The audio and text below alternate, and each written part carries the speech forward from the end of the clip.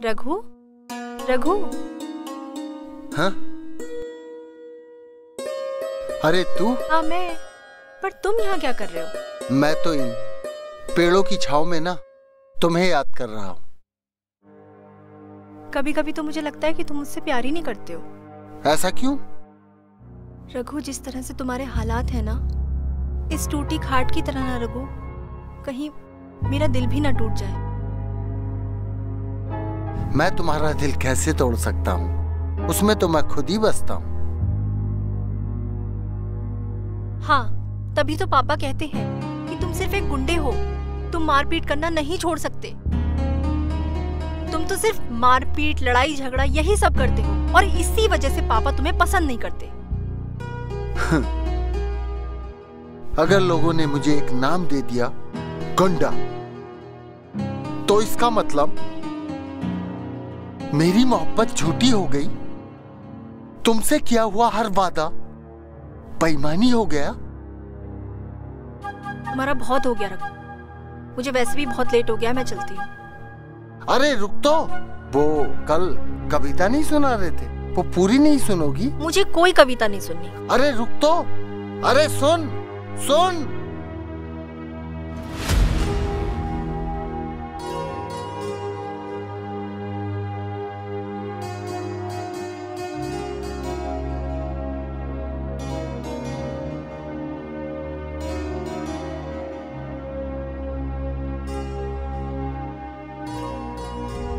हाय राम, आज तो बड़ी गजब लग रही है। कसम से रघु भाई ने तगड़ी पकड़ी आज।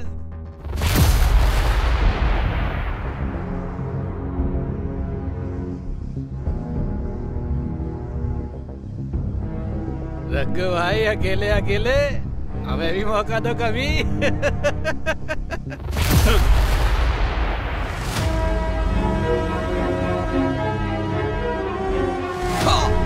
रघु, रघु, रघु बस करो, रघु, मर जाएगा वो, मर जाएगा वो।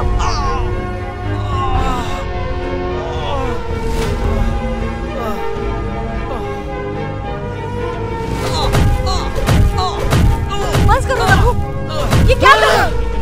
ये क्या कर रहे हो? ऐसे थोड़ी ना बात संभाली जाती है।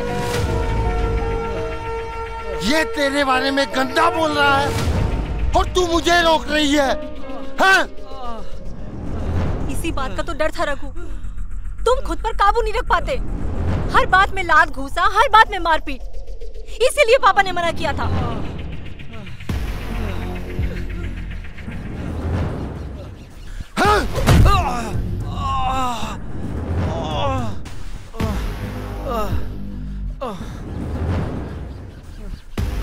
अरे तू पागल हो गया?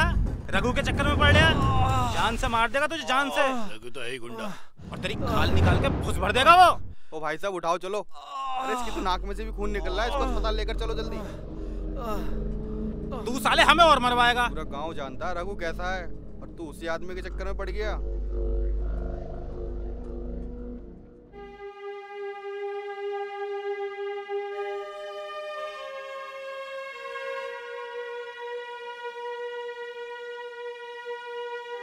अरे बेटा हिमानी, कैसे परेशान लग रही हो? कुछ नहीं पापा, बस मूड खराब है। अरे तेरा मूड ठीक किए देता हूँ ना। तेरे लिए खुशखबरी है, तेरी शादी पक्की कर दी है हमने। क्या? मेरी शादी? पर किससे? अरे वो वर्मा जी का बेटा है ना, सरकारी नौकरी करता है, तेरे लिए एकदम परफेक्ट है। पापा आपने मुझसे पूछा तक नहीं, मैं किसी और से। हाँ हाँ मुझे पता है ना, वो 2 कौड़ी का रघु जिसके साथ तू घूमती फिरती है।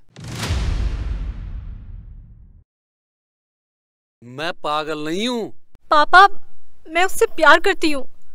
बस, क्या मैंने तुम्हें इसलिए पढ़ाया लिखाया कि तुम 2 कौड़ी के उस गुंडे के लिए अपनी जिंदगी बर्बाद कर लो?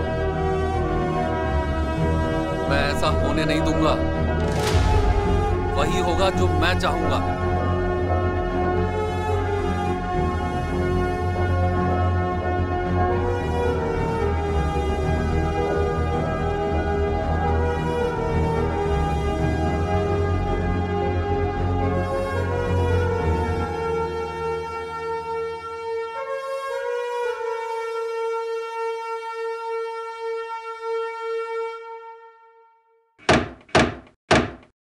अरे गौरव, देख जरा कौन है बदतमीज इतनी जोर से दरवाजा पीट रहा है। जी बाबूजी।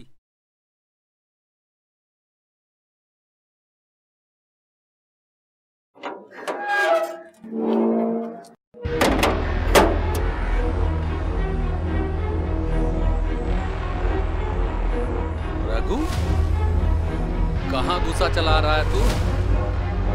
तुम्हारे ही पास आ रहा हूं। अपनी बेटी की शादी करा रहे हो ना तुम? तुमने सोचा होगा रघु को पता नहीं चलेगा, वो तो हाथ पे हाथ रख के बैठा होगा। तमीज से बात कर, घर है मेरा। घर तुम्हारा होगा, लेकिन तुम्हारी बेटी मेरा प्यार है और उस पर हक तुमसे ज्यादा मेरा है। रघु, ये क्या तरीका है पापा से बात करने का? मेरे पापा से ऐसे बात कर रहे हो तुम? तो कैसे बात करूं? कैसे बात करूं? तुम जानती हो तुम्हारे पापा तुम्हारी शादी करा रहे हैं, वो भी किसी और से। क्या तुम बर्दाश्त करोगी इस बात को? बस करो रघु, मैं अब कुछ और नहीं सुनना चाहती। तुम वही हो ना जो हर बात का हल मारपीट में ढूंढते हैं। बस यही कारण है कि मेरे पापा तुम्हें नापसंद करते हैं। तू भी अपने पापा की साइड ले रही है तू? हाँ रघु, शायद तुम कभी समझ ही नहीं पाए कि प्यार में इज्जत बहुत जरूरी होती है। और तुम हो क्या जो कोई तुम्हारी इज्जत भी करे? अब मैं तुमसे कोई रिश्ता नहीं रखना चाहती और आज के बाद सब कुछ खत्म। सुन लिया ना? मैंने तेरे साथ कोई बेईमानी नहीं की। मैंने सिर्फ तुझसे मोहब्बत की है, कल भी, आज भी और हमेशा करता रहूंगा।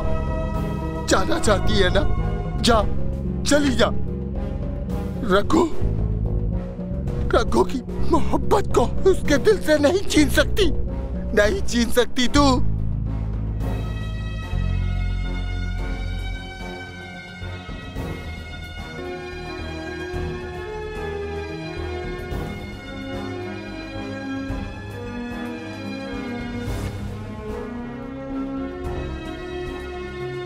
रघु भैया, भैया भैया, हाँ? कहाँ खो गए? देखो लाला जी आए हैं। अरे लाला जी, आप आओ, बैठो ना। और सब ठीक है लाला जी? देख भाई रघु, पैसे तो मैंने तुझे पहले से दे रखे हैं, तो अब अंगूठा भी लगा दे। ये तो आपका बहुत बड़ा एहसान है लाला जी। उस दिन आपने पैसे ना दिए होते ना, तो मेरी बहन की जिंदगी खराब हो जाती। इस एहसान को मैं कभी नहीं भूल सकता लाला जी। अरे भाई रघु, इसमें एहसान कैसा? तूने जमीन दी, मैंने पैसा दिया। ले अब अंगूठा लगा दे।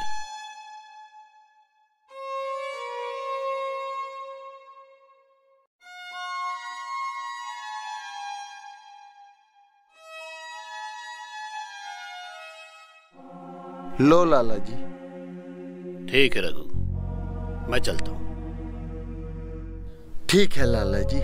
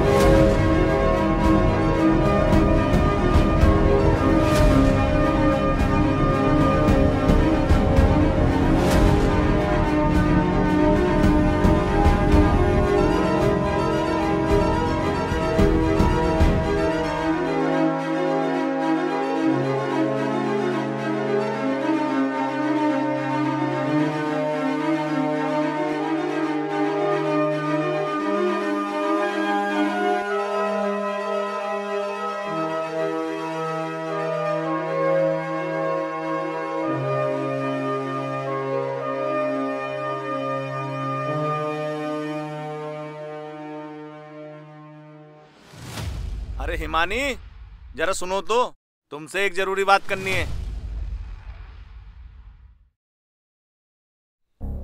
क्या हुआ? कोई जरूरी बात है क्या? तुम्हें पता है तुम्हारे गांव की जो लड़की थी तनु, उसने पीसीएस की परीक्षा पास कर ली है। और उससे भी बड़ी बात बताऊं, वो इसी जिले में एसडीएम बनकर आने वाली है। अच्छा, ये तो बहुत अच्छी खबर है। पर तनु, ये याद नहीं आ रही है कौन है। हाँ, तुझे ऐसी बात क्यों ध्यान रहेंगी? तू तो फालतू बातों पर ध्यान रखती है ना। मगर मैं ये सोच रहा था कि अपने समीर की शादी अफसर मैडम से कराए देते। अपने घर में जब अफसर बहू आएगी ना, तो इस घर का रुतबा कुछ और ही होगा और मोहल्ले के लोगों में चर्चा होंगी हमारी। तुमसे तो कुछ होता नहीं, ना ढंग से घर संभालती हो, ना रिश्तेदारों में तुम्हारा कोई रुतबा है। घर में एक काम की बहू तो आ जाए, कम से कम लोग ये तो कहेंगे कि सुमित के घर में एक अफसर बहू आई है। चल खैर छोड़, मैं तेरे पापा से बात करता हूं।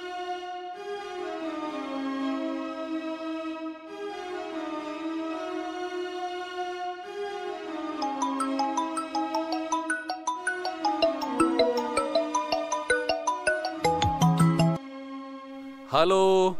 नमस्कार ससुर जी। नमस्ते जी। सुमित बोल रहा हूँ, आपको एक बात बताने के लिए फोन किया था। हाँ हाँ, सब ठीक तो है ना? जी सब ठीक है, बस कल गांव आ रहे हैं। इस बहाने आप लोगों से मुलाकात भी हो जाएगी और कुछ जरूरी बात भी करनी है। आपसे मिलने का बहुत मन है। हाँ हाँ बिल्कुल, हमें भी अच्छा लगेगा और लंच भी साथ में हो जाएगा। जी जी जी, कल मिलते हैं ससुर जी। हाँ हाँ बिल्कुल, आइए, स्वागत है आपका। नमस्ते।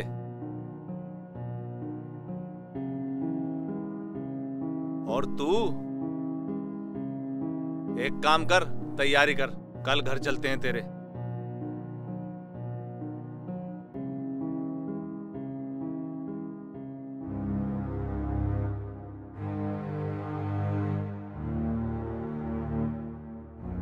इनका भी कुछ समझ नहीं आया। अभी कह रहे थे कि पापा से बात करेंगे और कोई बात भी नहीं की। ना जाने कैसा आदमी पल्ले पड़ गया भगवान, इतने साल में समझ में ही नहीं आया। ना जाने कब किस बात पे भड़क जाए।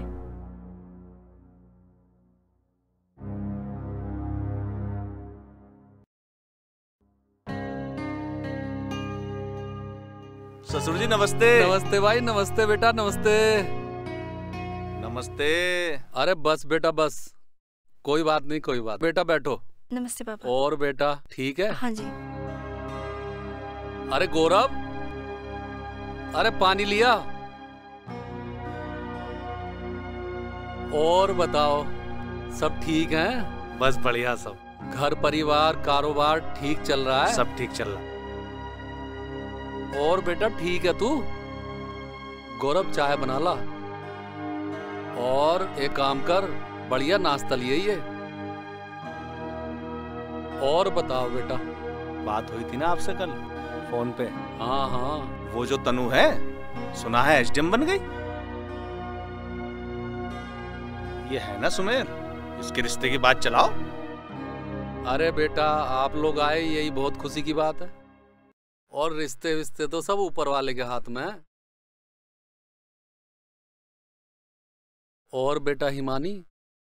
जी पापा। तुझे पता है वो जो तनु है ना, वो जो एसडीएम बनी है, इसके बारे में एक बात बतानी थी तुझे। और उसे रघु ने पाला है। उसका खाना खर्चा पढ़ाई लिखाई सब रघु ने की है। और हाँ,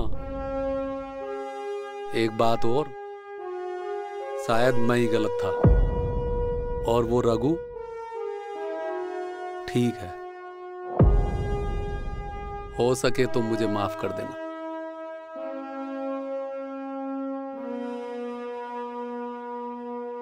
चलते हैं फिर। अभी रुको ना, नाश्ता तो कर लो। नाश्ता वहीं करेंगे ना, रिश्ते की बात करते करते। आओ।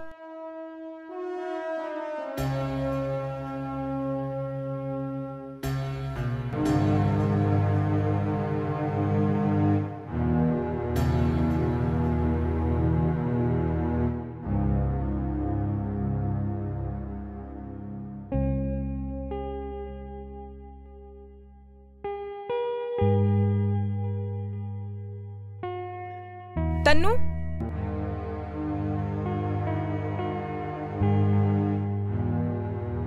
तन्नू,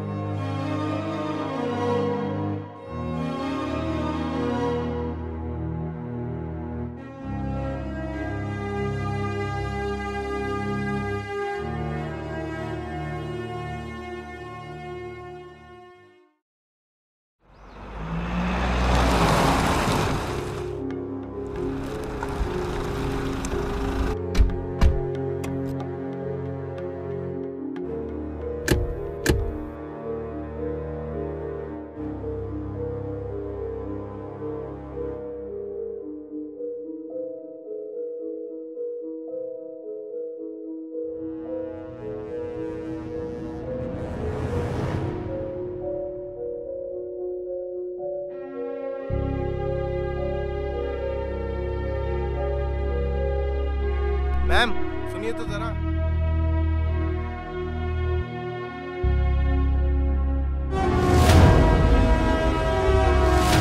मैम,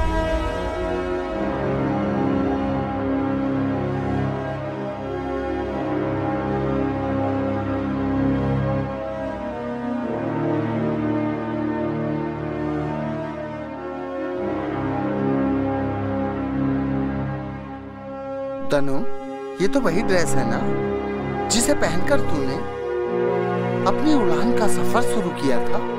हाँ रघु भैया, आज इस ड्रेस को पहनने का यही कारण है। मुझे लगता है कि आज मैंने अपने मुकाम को हासिल कर लिया है। तन्नू जी, आपने बीसीएस परीक्षा पास करके पूरे गांव का नाम रोशन किया है। आपकी क्या प्रेरणा रही? मेरी सफलता और प्रेरणा का पूरा श्रेय रघु भैया को जाता है। उन्होंने मुझे उस समय संभाला जब मेरा कोई नहीं था, मेरे स्कूल की फीस भरी, मेरी किताबें खरीदी और मुझे ये भी सिखाया कि लड़कियां कमजोर नहीं होती, ताकत होती। जी, इतनी बड़ी उपलब्धि के बाद क्या आप कोई शादी का भी विचार है तनु जी? मेरा भी शादी का कोई विचार नहीं है। मैं समाज की सेवा करना चाहती हूँ और जिस तरह रघु भैया लड़कियों के लिए प्रेरणा बन गए हैं, मैं भी इनके साथ मिलकर लड़कियों के लिए कुछ करना चाहती हूँ ताकि वो आगे जाकर ऑफिसर बने, सरकारी नौकरी कर सके और माँ बाप उन्हें बोझ न समझे, लड़कियाँ आत्मनिर्भर बन सके। रघु जी, तो आप बताइए, जैसा कि तन्नू जी कह रही है, रघु जी, जे आप ही इनकी प्रेरणा है, इसके बारे में आप क्या कहना चाहते हैं? बचपन में मेरे माँ बाप गुजर गए, पूरी जिंदगी अकेले गुजारी और पता नहीं कब गलत रास्तों पर चल पड़ा था। जिंदगी में एक लड़की आई, मोहब्बत थी वो मेरी, लेकिन एक दिन वो भी छोड़कर चली गई। ये कभी नहीं समझ पाएंगे कि रघु का बड़प्पन क्या है। सॉरी रघु, काश मैं तुम्हें समझ पाती। उसके जाने के बाद तन्नू के बारे में पता चला तो सोचा इस समाज के लिए कुछ करना चाहिए। तब समझ में आया कि समाज में लड़कियां शिक्षित होंगी, पढ़ी लिखी होंगी, तभी समाज का, देश का उत्थान हो सकता है। फिर मैंने इसको पाला, पढ़ाया, लिखाया सिर्फ इसलिए क्योंकि कोई भी लड़की अगर पढ़ लिख जाएगी जी तो इस समाज का भला होगा, क्योंकि एक माँ ही होती है जो अपने बच्चों को तालीम दे, एक माँ ही होती है जो इस समाज को सुधार सकती है, क्योंकि जब इस समाज की लड़कियां पढ़ी लिखी होंगी तभी ये समाज तरक्की करेगा, ये देश तरक्की करेगा। मैं तो चाहता हूँ मेरे देश की, मेरे समाज की हर लड़की पढ़ लिख कर अपने देश का, अपने गांव का, अपने परिवार का नाम रोशन कर सके तनु की तरह।